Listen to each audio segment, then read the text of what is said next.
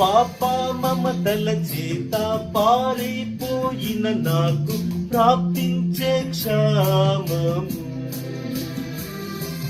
పశ్చాత్తాపము నుండి తండ్రి క్షమ కోరుచు పంపును క్షేమము. ప్రభు నీదు సిలువ ముఖము చల్లని నాకు పుట్టించే ధైర్యము.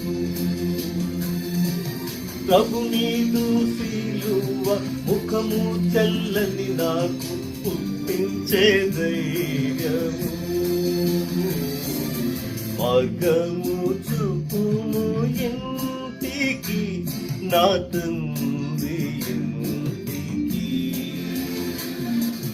మాధుర్య ప్రేమ ప్రపంచము చూపించు కంటికి.